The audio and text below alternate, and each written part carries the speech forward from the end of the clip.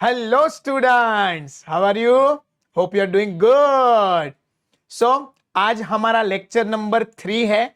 First lecture में हमने देखा था प्रोसेस क्या होता है and some terms related to it like normal loss and abnormal gain. फिर हमने किया था क्वेश्चन नंबर 1. आज आपकी स्क्रीन पे है क्वेश्चन नंबर 2 जिसको हम आज सॉल्व करेंगे. So let us first read the question as usual. Product X is obtained after it passes through three distinct processes A, B and C. इस बार प्रोसेस के नाम क्या है? A, B and C. 1000 units are introduced in the beginning at a cost of rupees 3 per unit. From the following information, prepare process accounts, normal loss account, abnormal loss account and abnormal gain account. So इस बार आपको 6 ledger accounts बनाने होंगे. Process A, process B, process C, normal loss, abnormal loss and abnormal gain account. ठीक है. सो उसका format यहां पे बन चुका है. हमें थोड़ा ध्यान रखना होगा कि प्रोसेस का नाम हम वही दें जो क्वेश्चन में दिया है. So process A, process B and process C account. Okay. फिर ये वर्किंग नोट हमने जो सम नंबर 1 में बनाई थी वही वापस यहां पे रिपीट होगी. उसमें भी process A, process B and process C. और कैलकुलेशन ऑफ प्रोसेस रेट का भी वर्किंग बनाना है. Process A, process B and process C. फिर आएगा normal loss account which is an addition to question number 1 because it is asked in the question number 2. फिर आएगा abnormal loss account और फिर आएगा एबनॉर्मल गेन अकाउंट. ठीक है. So pause करके आप ये सारे फॉर्मेट्स एक बार बना लेंगे. फिर शुरू करते हैं हम सम को सॉल्व करना. ठीक है. चलिए. So assuming that you have pause the video and made all the formats are ready. We start off the recording. Okay. सबसे पहला 1000 units are introduced in the beginning at a cost of rupees 3 per unit. So process A में आएगा 2 units introduced. 1000 units हैं, उनका खर्चा कितना है? 3 rupees per unit. So 1000 into 3 that comes to how much? 3000 rupees. दिख रहा है आपको? ओके. फिर टेबल में जो इंफॉर्मेशन दी है उसको रिकॉर्ड करेंगे. तो सबसे पहले ग्रीन में क्या इंफॉर्मेशन है? Sundry material which is nothing but the direct material. So write down 2 direct material directly given in rupees 2600 rupees. फिर आएगा 2 डायरेक्ट वेजेस. ऑरेंज में ऊपर देके रखा है.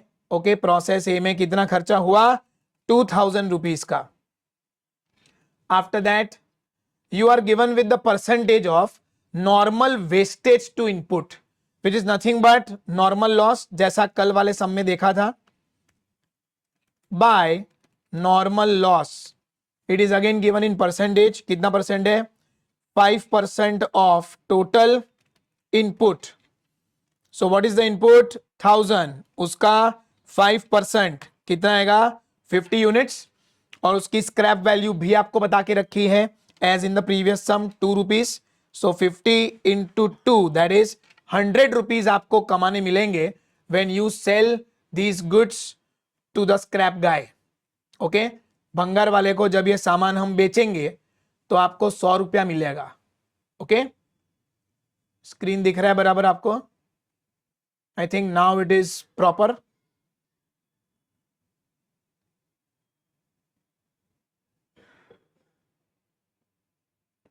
ओके. उसके बाद क्या देके रखा है? Actual output is given to you at 950 units. अब ये एक्चुअल आउटपुट प्रोसेस ए से कहां जाएगा? बी में जाएगा. So by actual output transferred to process B account कितना है? 950 यूनिट्स. ये कौन से रेट पे जाएगा अभी हमें ये पता नहीं है। ओके, उसके बाद production overheads is recovered at 100% of direct wages. So आपको ये देखना होगा, डेबिट साइड पे आएगा to production overheads since it is an expense and that is how much 100% of direct wages. So जो डायरेक्ट वेजेस था वही वैल्यू आपका प्रोडक्शन ओवरहेड्स भी आ जाएगा। ओके, उसके बाद क्या देके रखा है, there was no stock of material और work in progress at the beginning और at the end of the year, so you need not worry about any work in progress whether of raw material or of any kind of finished goods. The output of each process passes direct to the next process and finally to the finished stores. ये नहीं भी लिखा होता तो भी हम यही assume करते कि ए के बाद बी, बी के बाद सी और सी के बाद सीधा फिनिश स्टोर्स में वो जाएगा। ठीक है, सो क्वेश्चन की सारी इंफॉर्मेशन रिकॉर्ड कर ली। अब क्वेश्चन क्या आएगा, सबसे पहला मुद्दा यूनिट कॉलम को टैली करना। सो यूनिट कॉलम आपका यहां पे ऑलरेडी टैली हो रहा है एट 1000 यूनिट्स, लेकिन इसके लिए हमने वर्किंग नोट बनाई थी तो उसमें रिकॉर्ड करना होगा 1000 is the total input, normal loss is 50, so 1000 minus 50, 950 units is the normal output that was expected, और आपका एक्चुअल आउटपुट क्वेश्चन में कितना दिया है 950। सो अल्टीमेटली दोनों का डिफरेंस आपको ना ही कोई एबनॉर्मल गेन देगा ना ही कोई एबनॉर्मल लॉस देगा। ठीक है, what you expected has turned out into a reality. ठीक है, ओके, दूसरा मुद्दा रुपीस कॉलम को टैली करना। सो रुपीस कॉलम को टैली करने के लिए वर्किंग नोट नंबर 2 बना है अपना प्रोसेस रेट। टोटल कॉस्ट कितना था 9600, सो वो 9600 रुपीज आप यहां पे लिखेंगे। नॉर्मल लॉस का स्क्रैप वैल्यू कितना मिला था 100 रुपीज, सो वो 100 रुपीज इसमें से माइनस होगा, 9600 minus 100, 9500 is your normal cost. Okay, और फिर आएगा normal output. Normal output that was expected was how much 950, that is already calculated in working note number 1, सो वो 950 यहां पे आ जाएगा। पर यूनिट अगर आपको ढूंढना है सो 9500 divided by 950, that is how much 10 rupees is the value of process rate. Okay, ये 10 rupees आप यहां पर लिख लेंगे जहां जहां यूनिट के बाजू में रेट मिसिंग था। So 950 into 10 will give you how much 9500 rupees. So इसी के साथ आपका रुपीस कॉलम भी टैली हो गया। ठीक है, मत भूलना हमको लेजर अकाउंट भी बनाना है। कौन सा, नॉर्मल लॉस ही है ये प्रोसेस में, तो सो नॉर्मल लॉस अकाउंट पे जाएंगे। अच्छा, प्रोसेस ए में आपने क्या लिखा है बाय नॉर्मल लॉस, तो नॉर्मल लॉस में आप क्या लिखेंगे टू प्रोसेस ए अकाउंट। ठीक है, कितने यूनिट्स थे 50 यूनिट्स, इन 50 यूनिट्स को आपने कितने में बेचा था 2 रुपीज में, तो आपको वैल्यू कितनी मिली थी 50 into 2, 50 into 2 that is how much 100। ठीक है, अब ये नॉर्मल लॉस का आपने क्या किया था बेचा था, सो पूरा 100 रुपया आपको मिलेगा। So cash account debit to normal loss, so normal loss में आप लिख लेंगे बाय कैश अकाउंट, पूरा पैसा आपको मिल जाएगा 50 into 2 that is 100 rupees you are going to receive by selling the complete normal loss in scrap. Okay, so ये आपका normal loss account process A से क्लोज हो गया है।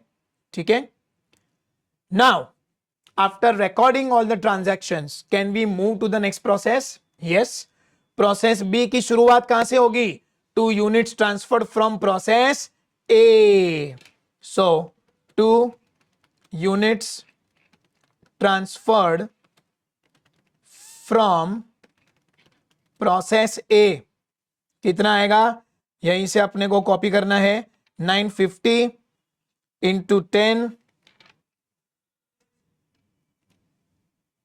That is how much 9500 500 rupees की वैल्यू आ गई, ठीक है। Now next is you need to record the expenses of process B, ठीक है। प्रोसेस बी के जो खर्चे हैं, sundry material, direct wages as well as production overheads, जो ऊपर था प्रोसेस ए में सिमिलर खर्चे ही दिए, तो वहीं से उन तीनों हेडिंग को हम कॉपी कर लेंगे और उसकी वैल्यू प्रोसेस बी में कितना दिया है 1980 for direct material, direct wages is given as 3000 and production overheads are 100% of direct wages, so that is also 3000, ठीक है। उसके बाद क्रेडिट साइड पे प्रोसेस बी में भी नॉर्मल लॉस का परसेंटेज देके रखा है, that was how much 10%, so normal loss को यहां ऊपर से कॉपी करेंगे।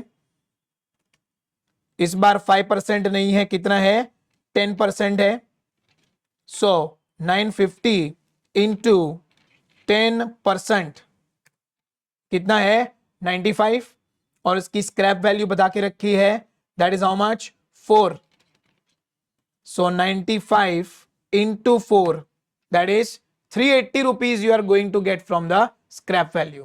तो 380 का आपका स्क्रैप वैल्यू आ गया, ठीक है। अब what is the level of output given to you, actual output is 840, so ये कहां जाएगा, it will go to process C by actual output transferred to process C account, ठीक है। ये 840 यूनिट्स देके रखा है, कौन से रेट पे ले अभी हमें पता नहीं है, सो सारे खर्चे रिकॉर्ड हो गए, all the information given about process B is recorded in process B.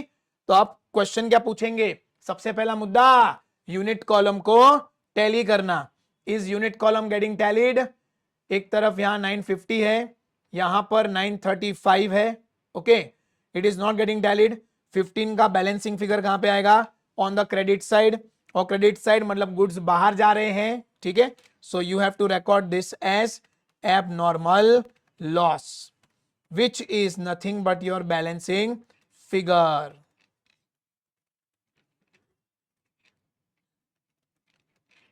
Okay. और उसके लिए हमने वर्किंग नोट भी बनाई है, ठीक है, for calculation of abnormal gain और abnormal loss. What was the input 950, 950 में से नॉर्मल लॉस 10% एक्सपेक्टेड था, तो आप कितने यूनिट्स एक्सपेक्ट कर रहे थे 855, लेकिन अल्टीमेटली आउटपुट कितना निकाल पाए, only 840, so the difference between these two is going to give you 15 units of abnormal loss. Loss over and above normal loss is abnormal loss. So you have tallied the unit column till date. Okay. Now दूसरा मुद्दा rupees column को tally करना, और rupees column को tally करने के लिए हमें चाहिए प्रोसेस रेट। तो प्रोसेस रेट की वर्किंग नोट पे जाएंगे और चेक करेंगे what is the total cost 17480, सो वो यहां पे लिखेंगे 17480। What is the value of normal loss 380, scrap value वो माइनस करेंगे यहां से, क्योंकि उतना पैसा हमको मिला, सो कॉस्ट उतना अपना रिड्यूस हो जाएगा। 17,100 इज योर नॉर्मल कॉस्ट, और इसमें आपने आउटपुट कितना एक्सपेक्ट किया था, नॉर्मल आउटपुट 855, ऊपर से ही लेना है। तो अगर इसको डिवाइड करेंगे तो what is going to be the value of process rate 20 rupees. इस ही 20 रुपीज को हम वहां लिखेंगे जहां जहां रेट मिसिंग था, और जहां बाजू में यूनिट्स है वहां पर लिखना है, ठीक है। सो 20 for abnormal loss and 20 for the actual output that is transferred. So 15 into 20 300, 840 into 20 it will be 16,800, ठीक है। सो इसी के साथ आपका प्रोसेस बी स्क्वायर्ड अप हो गया, टैली हो गया, ठीक है। लेकिन एक और चीज रिकॉर्ड करनी है, लेजर अकाउंट बनाए हमने, मत भूलना, नॉर्मल लॉस को पहले रिकॉर्ड करना है। सो नॉर्मल लॉस जैसा प्रोसेस ए में था वैसा ही प्रोसेस बी में भी होगा। So normal loss account debit to process B account. That is going to be how much? You have to pick it up from process B itself. 95 into 4. That is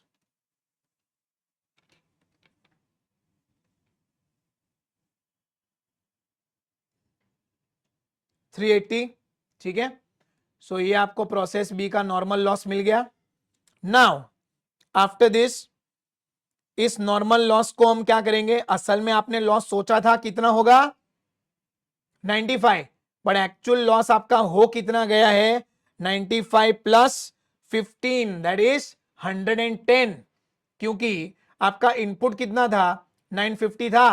ये 950 में से आपका output कितना निकला? Only 840. सो 110 units का total loss हुआ है, जिसमें 95 पहले से सोच के रखा था. बाकी 15 is your abnormal loss. So abnormal loss का भी लेजर अकाउंट हमने बना के रखा हुआ है, उसमें भी लिखेंगे to process B account. That is how much? 15.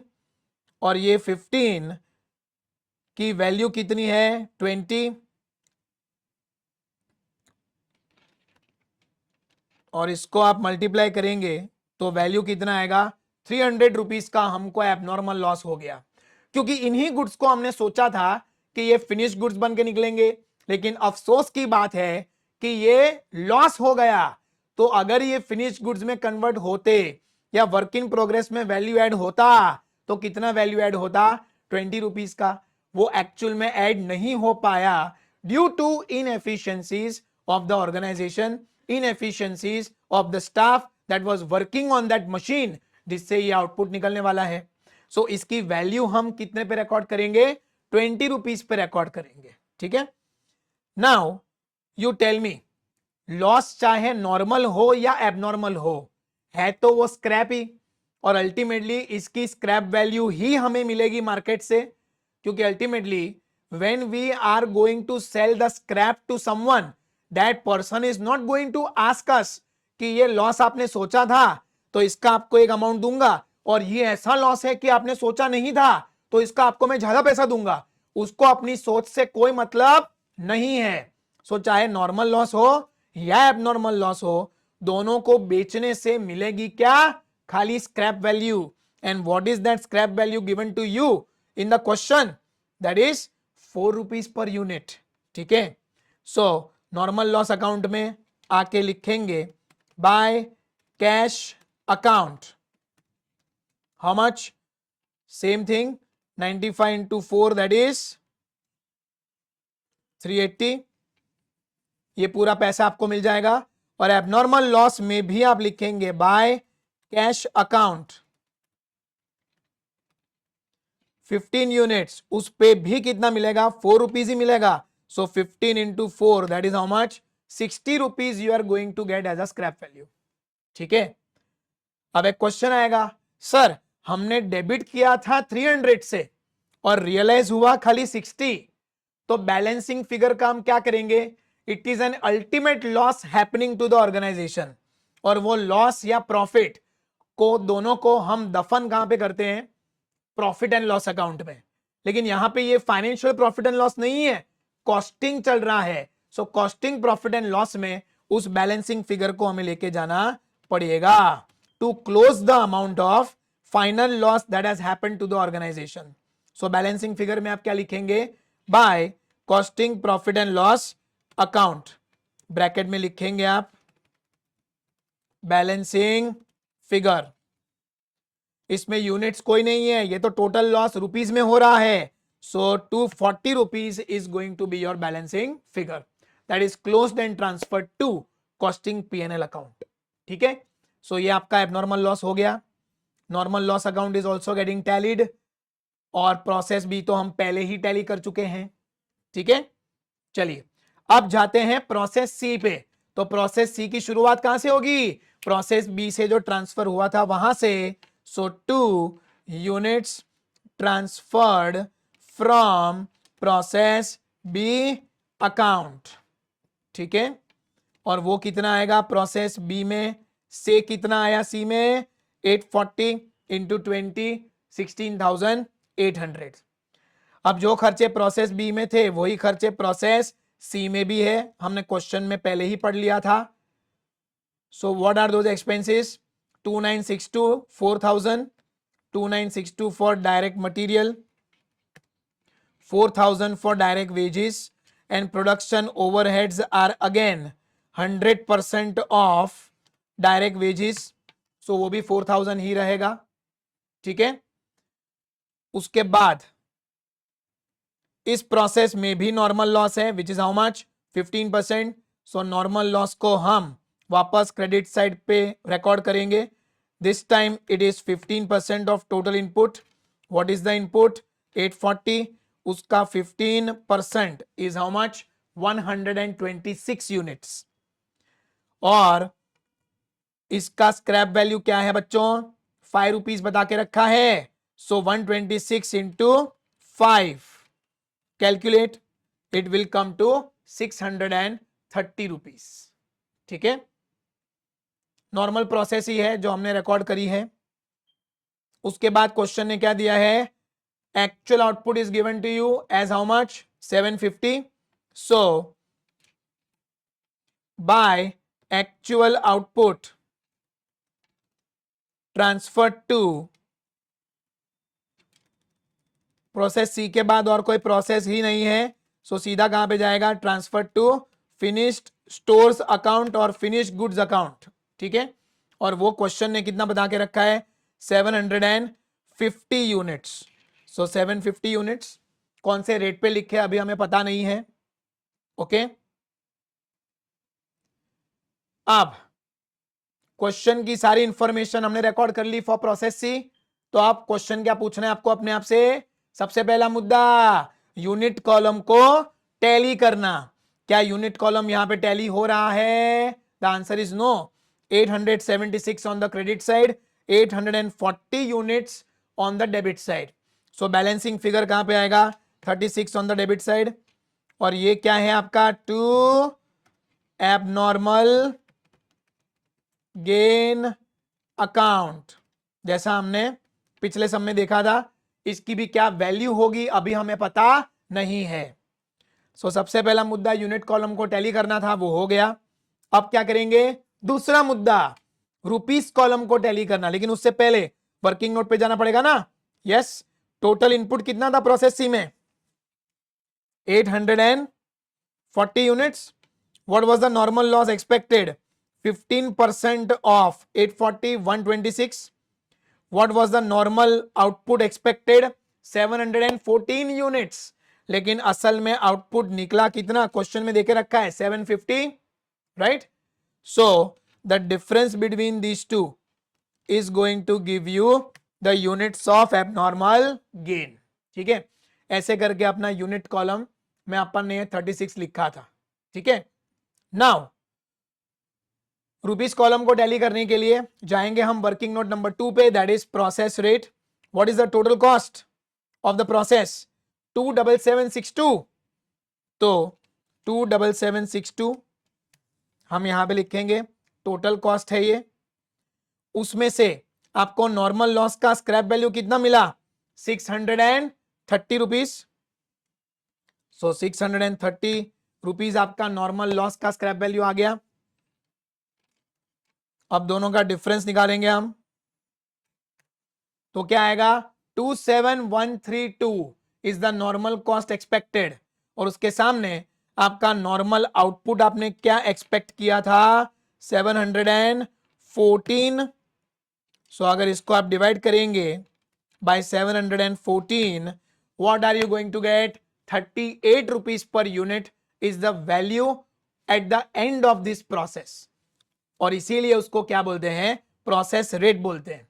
तो इस रेट को हम कहां कहां लिखेंगे? जहां जहां यूनिट के बाजू में रेट मिसिंग होगा वहां वहां लिखेंगे.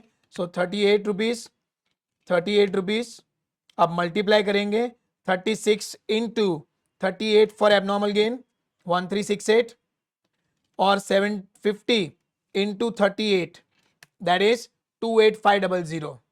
अच्छा, यहां पे ये लिखना मत भूलना, this is always the balancing figure.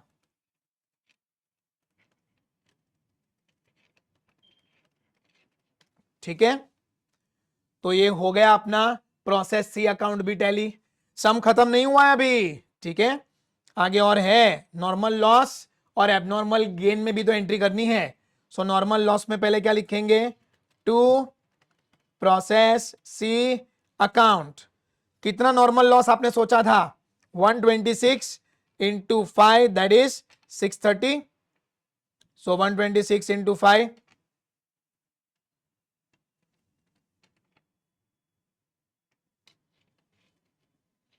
126 into 5 that is 630, ये आ गया। और फिर एबनॉर्मल गेन को भी तो रिकॉर्ड करना है, process C to abnormal gain. तो एबनॉर्मल गेन में बाय प्रोसेस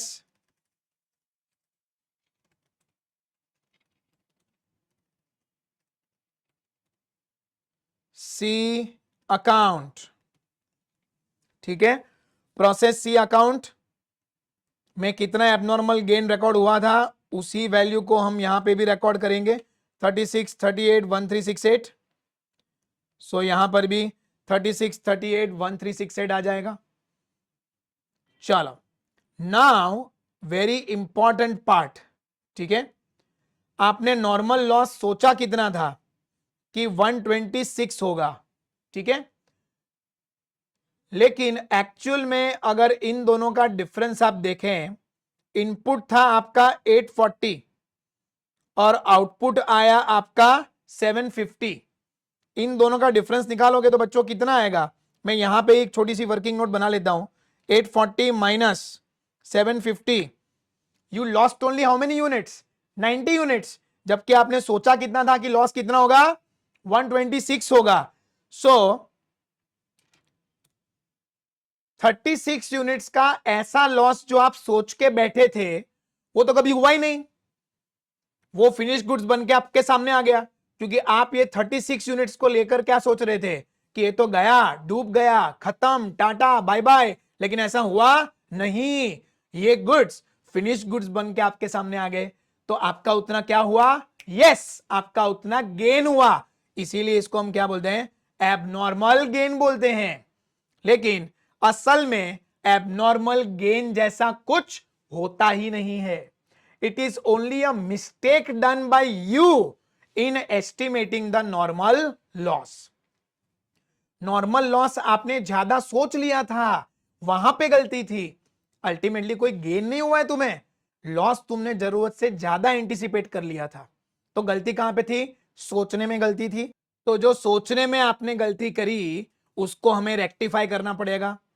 अब रेक्टिफिकेशन के लिए हम क्या करते थे, आपने रेक्टिफिकेशन ऑफ एरर्स पढ़ा था 11th 12th में, और वहां पर यह बता के रखा था, do what is not done and undo what is done to rectify any error. Okay, so normal loss account is normally debited, ठीक है। अब रेक्टिफाई करने के लिए हम क्या करेंगे, उस ही अकाउंट को हम क्रेडिट करेंगे। एबनॉर्मल गेन अकाउंट को हम क्रेडिट कर रहे थे, लेकिन अब उसी अकाउंट को हमें डेबिट करना पड़ेगा। सर ऐसा क्यों करना है, क्वेश्चन आएगा आपको। तो मैंने पहले ही क्या बोला, एबनॉर्मल गेन जैसा असल में कुछ होता ही नहीं है, it is only a result of over estimation of normal loss. तो उस सोच को हमें बदलना है और इसीलिए हम ये एंट्री पास करेंगे, ठीक है। आपकी स्क्रीन पे आप देख सकते हैं normal loss account is already debited, लेकिन अप टू 36 यूनिट्स तो आपने ज्यादा एस्टिमेट कर लिया ना, तो एबनॉर्मल गेन अकाउंट आया ही क्यों, क्योंकि 36 यूनिट से आपने नॉर्मल लॉस को जरूरत से ज्यादा एस्टिमेट किया था, तो उसको अभी हमें चेंज करना है। So abnormal gain account normally credit होता है, अब हम उसको क्या करेंगे, डेबिट करेंगे। So abnormal gain account debit to normal loss account 36।